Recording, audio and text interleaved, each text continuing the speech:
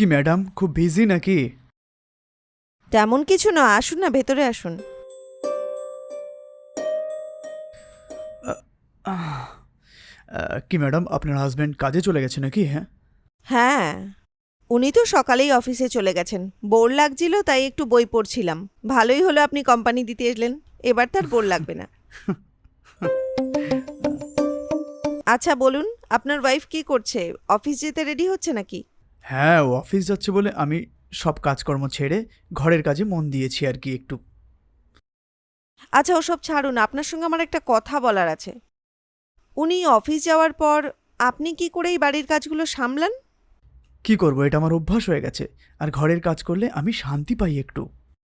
আপনাকে অনেকটা অন্যরকম লাগে। হ্যাঁ, অফিসে গিয়ে ম্যানেজারের বকা খাওয়ার থেকে ঘরে এইসব কাজ করা অনেক ভালো ব্যাপার। আপনাকে একটা কথা বলবো ম্যাডাম, আমাদের ফ্ল্যাটে যে ২০ তলার যে একজন মহিলা আছেন না, উনি আমার সঙ্গে অনেক ক্লোজলি কথা বলেন। এটা কি, এগুলো কি বলছেন? হ্যাঁ, ওনার স্বামী প্রতিদিন সকালে উঠে রেডি হয়ে অফিসে চলে যান। পুরো অ্যাপার্টমেন্টে বসে থাকা ছেলে মাত্র আমি। ওর যদি কোনো রকম অসুবিধা থাকে, কোনো কিছু প্রশ্ন থাকে, ও আমাকেই জিজ্ঞাসা করে নেয়। আর এরকমই ওদের সবাইকে সাহায্য করতে করতে তো ঘরে যা প্রয়োজন পড়ে উনি আমার থেকেই চান। তাহলে বুঝুন, আর ওনাকে হেল্প করে আমিও বেশ খুশি হই। আচ্ছা তাই নাকি? আর এই অ্যাপার্টমেন্টে একজনই যার সঙ্গে আমার বন্ধুত্ব নেই, সে হলো আপনি, বুঝলেন? হুম হুম।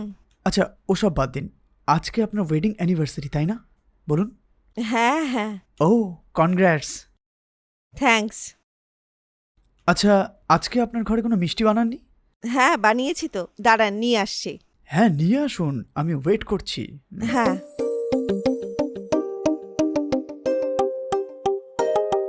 এই নিন মিষ্টি খেয়ে নিন। অনেক ধন্যবাদ ম্যাডাম। এই মিষ্টিটাকে দাঁতে না কেটে খেতে হয়। যদি লাগে তো। এটা দাঁতে কেটে খাওয়ার মতো মিষ্টি না, এটা জিভে লাগলে এমনিই মিশে যাবে। ও আচ্ছা, এরকম। হ্যাঁ হ্যাঁ, একটু টেস্ট করে দেখুন না। আও। হুম, বাহ, দারুণ। আপনার যদি কোনো কিছু দরকার পড়ে তো বলবেন, আমি করে দেবো আপনাকে। আমার কোনো দরকার নেই, যা যা দরকার হয় আমার স্বামীই এনে দেন। উম, ওকে, মিষ্টি দেওয়ার জন্য অনেক ধন্যবাদ। ঠিক আছে, আমার লেট হচ্ছে। ঠিক আছে। আমি আসছি। হুম।